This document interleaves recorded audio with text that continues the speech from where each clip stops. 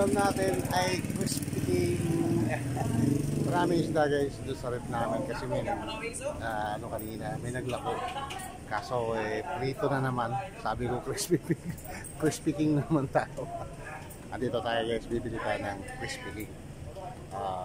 Mas madali lang, hindi na tayo magluluto, sila na. So yan. Ang ating oras is 7 o'clock, no? Ayan. So dito tayo sa outlet na to. Tara, check natin kung ano yung mga naluto nila. Ayan. Marami sila. Ayun, mga customer. Tapos dito naluto na, no? Wow. Katakam yung isa na nakikita ko. So tapos yung sa pagluluto, ayan. Pag may naluto na, karga naman. So bali dalawa yung ano nila. Dalawa yung kanilang kaldero, no?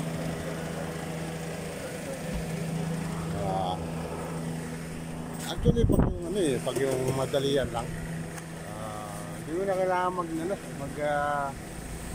galaw-galaw doon sa kusina kasi sa bahay mo, hindi ka na lang. Katamara na no? So ayan guys.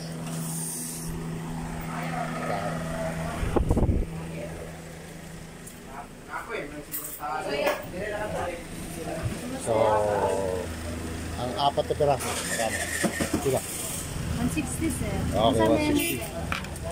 So 160 apat na piraso. Oo, pizza.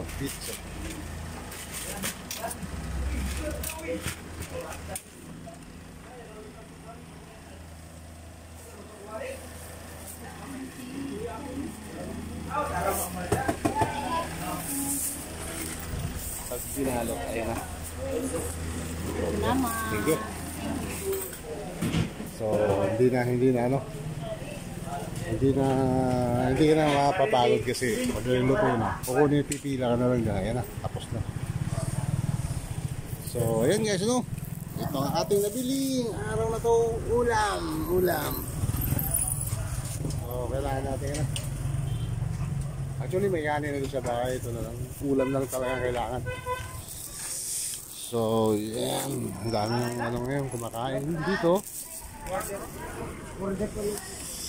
Sabi ko lang dito. Anong araw ba kaya? Saturday? Dito kasi sa amin guys, no, ipa-remind ko lang sa aking masulit na viewers dito sa club. Pag yung Lunes at saka Biyernes guys, never po tayo maglalagay ng o magdadala ng support na binili nyo pong item na yung plastic kasi po bawal po talaga. May maraming manghuhuli rito kapag Monday to Friday, no? Yun lang dalawang araw na yun. So hulihin ka, may penalty na 1,000 hanggang 5,000 pesos.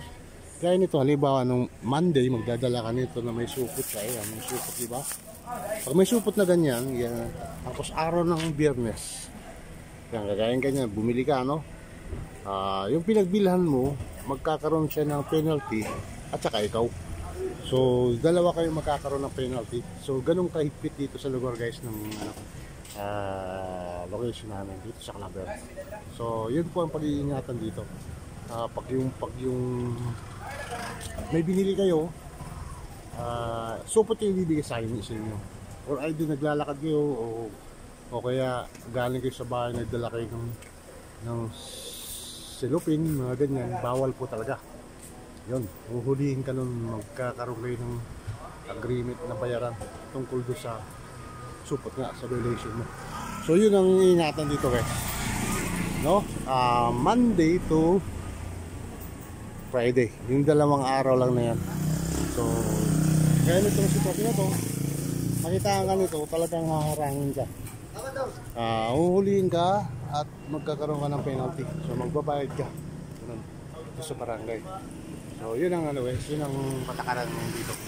So dapat alam natin lahat na yung mga bumibisita dito sa Todor, mostly yung gusto mga hindi talaga kabisado ang lagan, no? penalty mo ulit Monday at Friday. Bawal po talaga sila dito. So huhulihin po talaga kayo.